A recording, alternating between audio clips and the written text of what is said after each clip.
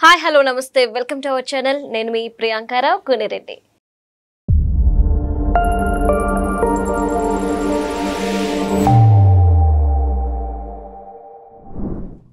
అల్లు అరవింద్ గారు ఒక స్టేట్మెంట్ ఇచ్చారు. సో ఆ స్టేట్మెంట్ ఎందుకు ఇచ్చారు అనే దానికి మనం ముందు కొన్ని విషయాలు మాట్లాడుకోవాలి.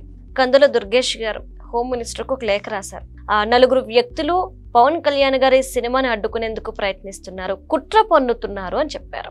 అయితే వాస్తవానికి మనం చూసుకుంటే June 1st థియేటర్స్ అన్ని కూడా అదే సింగిల్ స్క్రీన్ ఏవైతే ఉన్నాయో వాటిని బంద్ చేయాలని పిలుపునిచ్చారు. ఆ తర్వాత ఎందుకు అంటే 12వ తారీఖున June 12న హరిహర వీరమల్లు రిలీజ్ ఉంది. ఇప్పుడు అది ఎత్తేసినప్పటికీ కూడా వరుసగా ఇందులో అల్లు అరవింద్ గారి పాత్ర కీలకం అని సోషల్ మీడియా అంతటా కూడా గత 2 రోజులుగా మారుమోగింది. ఇప్పుడు అల్లు అరవింద్ గారు ప్రెస్ మీట్ పెట్టి ఆ నలుగురిలో నేను లేను, నాకు దీనికి సంబంధం లేదు, నాకేవో చిన్న చిత్క 2-3 థియేటర్లు ఉన్నాయి అని చెప్పేసి అన్నారు.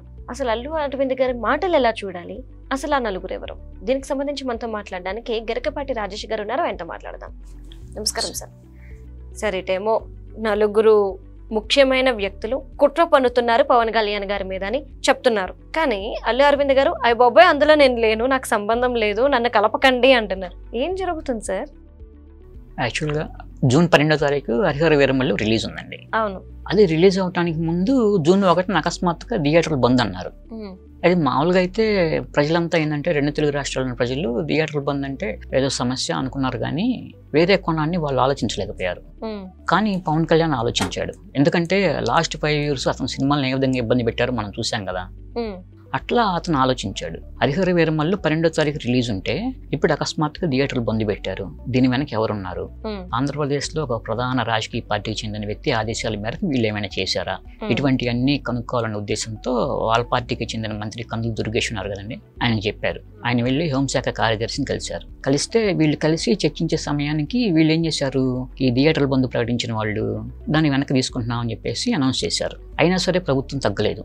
పవన్ కళ్యాణ్ సినిమా 12వ తేదీన రిలీజ్ ఉంటే థియేటర్ల బంద్కు పిలిపించారు అంటే అది చాలా దుస్సాహసం. అంటే ప్రభుత్వానికి వ్యతిరేకంగా వెళ్తున్నారు, అంటే ప్రభుత్వాన్ని ధిక్కరించి దూరంలోకి వెళ్తున్నారు. దీని వెనక ఎవరున్నారు, ఎవరి ఆదేశాలు, ఎవరి సూచనల మేరకు వీళ్ళు ఇలా అనౌన్స్ చేశారు, ఈ మొత్తం ఎంక్వైరీ చేయమని చెప్పేసి హోంశాఖకి కందుల దుర్గేష్ చెప్పారండి. దీని మీద ప్రభుత్వం దర్యాప్తు చేస్తుంది. అట్లనే పవన్ కళ్యాణ్ కూడా మొన్న సీరియస్ అయ్యారు, చూసారా? ఎందుకంటే ఈ రోజు వరకు ప్రభుత్వం ఏర్పడి సంవత్సరం అయితే సినీ పరిశ్రమ నుంచి ఒక్క వ్యక్తి కూడా వచ్చి చంద్రబాబును కలవలేదు. అసలు ఇన్నిసార్లు అంటే మీకు ఏమాత్రం కనీసం కృతజ్ఞత లేదని చెప్పేసి చాలా ఫైర్ అయ్యారు. అది దాంతో ఒక్కసారిగా సినీ పరిశ్రమ ఉలిక్కిపడిందని కూడా చెప్పొచ్చు అండి.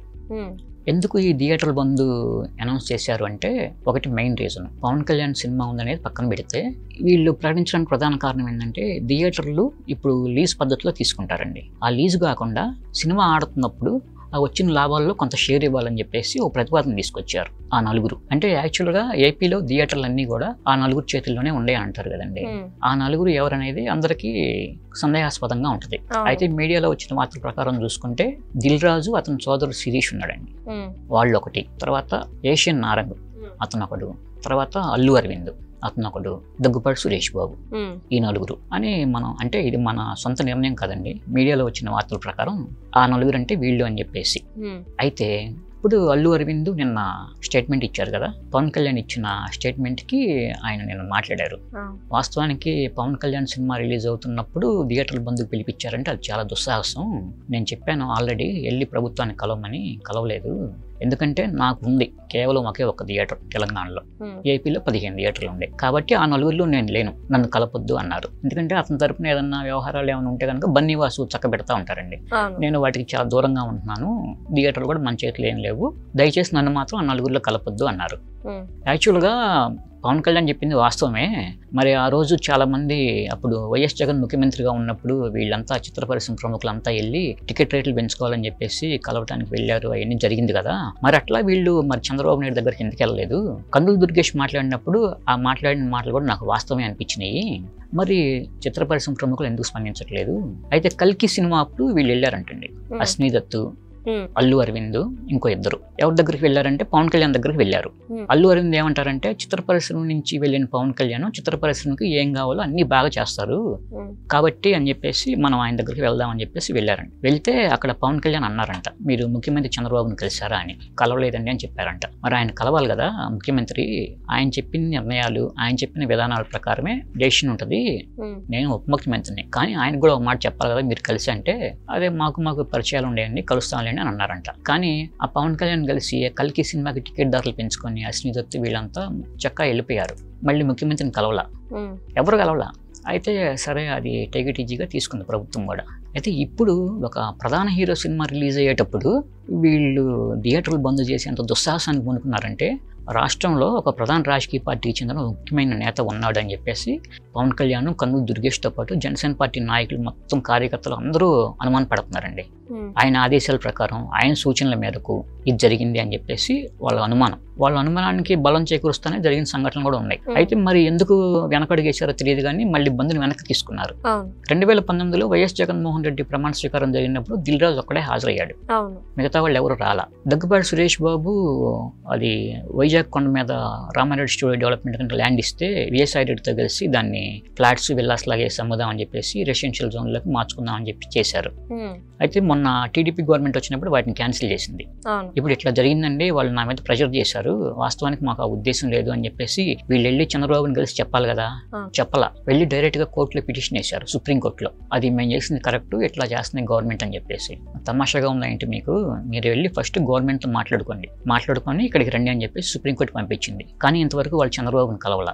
చిత్ర పరిశ్రమ అభివృద్ధి కోసం అంత ఉదారంగా 35 ఎకరాల భూమి డెవలప్మెంట్ చేయడం కోసం ఇస్తే వీళ్ళు రెసిడెన్షియల్స్ గా మార్చుకొని కన్స్ట్రక్షన్ చేసుకుని వ్యాపారాలు చేసుకుంటామంటే ఊరుకుంటారండి గవర్నమెంట్. అయితే ఒకటి ఇదంతా ఒక ఎత్తు. నిన్న మనం అల్లు అరవింద్ మాట్లాడిన స్టేట్మెంట్ అవన్నీ చూసాం కదా. అయితే అల్లు అరవింద్ మాట్లాడిన దాంట్లో ఎంతవరకు నిజం ఉంది? ఎందుకంటే సరే ఆయన చెప్పారు, పవన్ కళ్యాణ్ వెర్షన్లో చెప్పారు, పవన్ కళ్యాణ్ సపోర్ట్గా మాట్లాడారు, నేను ఇట్లా మాట్లాడాను కానీ ఎవరు వెళ్ళలేదు చిత్ర పరిశ్రమ ప్రముఖులు కూడా అని చెప్పేసి ఆయన ఒక రకంగా అయితే, అంటే దాన్ని చూస్తే ఆయన మాట్లాడిన తీరుని చూస్తే ఓ తప్పించుకునే ధోరణిలా కనపడింది. అది కరెక్ట్గా అంటే జెన్యూన్గా కనపడలా అల్లు అరవింద్ మాట్లాడిన మాట తీరు కానీ ఇవన్నీ కూడా. ఎందుకంటే ఆయన తెల్లారు లేస్తే తిరిగేది మై హోమ్ జూపల్లి రామేశ్వరరావుతో, మేఘా కృష్ణారెడ్డితో, వాళ్ళందరితోనే. ఇప్పుడు అంటే వైఎస్ఆర్ కాంగ్రెస్ పార్టీ సన్నిహితంగా ఉండేవాళ్ళు వీళ్ళంతా కూడా. వాళ్ళతో కలిసి వ్యాపారాలు చేస్తున్నారు, బ్లాక్ మనీని వైట్ చేసుకోవడానికి ఆహా నడుపుతున్నారు. వాస్తవానికి ఆయనే స్టేట్మెంట్ ఇచ్చారు, ఆహా వల్ల ఎటువంటి లాభాలు రావట్లేదని. కానీ మరి ఎట్లా నడుపుతున్నారు అంటే బ్లాక్ వైట్ అవుతుంది, దానికోసం నడుపుతున్నారు. నాకు థియేటర్ లేవు 15 ఉండే ఏపీలో అన్నారు. మరి ఇవన్నీ ఏమీ లేకుండానే తన కొడుకు సినిమా రిలీజ్ అయినప్పుడు థియేటర్లు ఎలా వస్తున్నాయి అంటే దిల్ రాజుతో నీకు చాలా సన్నిహిత సంబంధాలు ఉన్నాయండి అల్లు అరవింద్కి. మరి ఇవన్నీ ఏమనుకోవాలి అంటే పైకి చెప్పేది ఒకటి, లోన్ మాత్రం మరొకటి అని చెప్పేసి స్పష్టంగా అర్థమవుతుంది. జనసేన నాయకులు కూడా ఇదే అభిప్రాయపడుతున్నారండి. అంటే సార్ ఇప్పుడు అరవింద్ గారు ఏమన్నారు, నాకు సంబంధం లేదు, ఆ నలుగురిలో నేను లేను అనేసి అన్నారు. మరి అల్లు అరవింద్ గారు ఆ నలుగురిలో లేకపోతే ఎవరున్నట్టు ఆయన ప్లేస్ లో? బన్నీ వాసు ఉంటాడు. ఓకే, బన్నీ వాసుకి నాకు సంబంధం లేదు, నాకు తెలియకుండా చేశాడని చెప్పడానిక అని ఆ మాట అనడుగా. ఎందుకంటే ఇప్పుడు గీతా ఆర్ట్స్ కి ఇంకో బ్యానర్ ఉంది కదా GA2, దాన్ని నడిపేది మొత్తం కూడా బన్నీ వాసునే కదా. అల్లు అరవింద్ ఇప్పుడు కొంచెం వయసు పెద్దదైంది కాబట్టి యాక్టివ్ గా కొన్ని కార్యక్రమాల్లో పాల్గొనట్లేదు. అతని తరపున బన్నీ వాసు పంపిస్తున్నాడు. బన్నీ వాసు ఏం స్టేట్మెంట్ ఇచ్చాడు, ఈ థియేటర్లు బంద్ చేస్తామంటే మేమైతే సంతకం పెట్టలేదండి అని అంటున్నాడు. సంతకం పెట్టకపోయినా మీరు అంటే నోటి మాట ద్వారా మద్దతు తెలిపొండొచ్చుగా, అది ఎందుకు కాదన్నాలి మేము? ఇప్పుడు పవన్ కళ్యాణ్ అంత ఆషామాషిగా దానికి స్టేట్మెంట్ ఏమి ఇవ్వరు కదా. ఆ రోజు ఏం జరిగింది ఏంటనేది పరిణామాలు మొత్తం ఆయన బేరీజ్ వేసుకొని ఆ స్టేట్మెంట్ ఇచ్చారు. దాని వెనక ఎవరున్నారు ఏంటనేది ఆయన స్పష్టంగా తెలుసు. ఎందుకంటే సినీ పరిశ్రమలో కొన్ని సంవత్సరాల నుంచి ఉన్న వ్యక్తిగా, కాకపోతే ఆయన పేర్లు అవి బయటికి చెప్పాల. ఇప్పుడు ఇవన్నీ పేర్లు బయటకు వస్తున్నాయి కాబట్టి దర్యాప్తులో నాకు తెలిసి నేను అనుకోవటం, ఈ థియేటర్ లీజ్ తీసుకునే సిస్టమ్ చూసారా ఈ నలుగురు అనేది, బహుశా వీళ్ళకి థియేటర్లు లీజ్ ని రద్దు చేసే అవకాశం ఉంటది. ఎందుకంటే థియేటర్స్ వాళ్ళకి ఎక్కడ నష్టం వస్తుంది, ఎక్కడ అయితే వీళ్ళకి ఎక్కువ లాభాలు వస్తాయి అంటే ప్రభుత్వం తరపున ఏం చేయాలి అంటే టికెట్ రేట్లు ప్రేక్షకులు రావడానికి అనుకూలంగా పెట్టడం ఒకటి, థియేటర్లో క్యాంటీన్స్ ఉంటాయి కదండి ఆ తినుబండారాల రేట్లు అనుకూలంగా పెట్టడం ఒకటి. ఆ రెండింటిని కొంచెం సరి చేస్తే కనుక వీళ్ళు థియేటర్లు లీజ్కి ఇవ్వాల్సిన అవసరం లేదు, భారీ నిర్మాతలకి వీళ్ళే నడుపుకోవచ్చు, మంచి లాభాలు వస్తాయి. ఆ దిశగా కూడా ప్రభుత్వం ఆలోచన చేస్తుంది. ప్రభుత్వం తరపున కావాల్సిన సహాయ సహకారాలు అన్ని కూడా ఇస్తా, ట్యాక్స్ ఎగ్జంప్షన్ ఇస్తా, వాటిని బతికించాలి. మెయిన్ అగ్ర నిర్మాతలు ఎవరికి కూడా థియేటర్లు ఇవ్వకూడదు, సొంతంగా వీళ్ళే నడుపుకోవాలి అని ఒక ఆలోచన చేస్తుంది. నాకు తెలిసి ఏపీలో అయితే రేపు రాబోయే కాలంలో వీళ్ళు ఎవరికి కూడా థియేటర్లు ఉండవండి, అందుట్లో నో డౌట్. ఇంకా మార్పు రావాల్సిందే అంటారు. Okay. అది వాళ్ళంతటా వాళ్ళే చేసుకున్న స్వయంకృత అపరాధం, అది ఓకే, అందుకు శిక్ష అనుభవించాల్సి. అనుభవించాలి. Okay, right, thank you so much.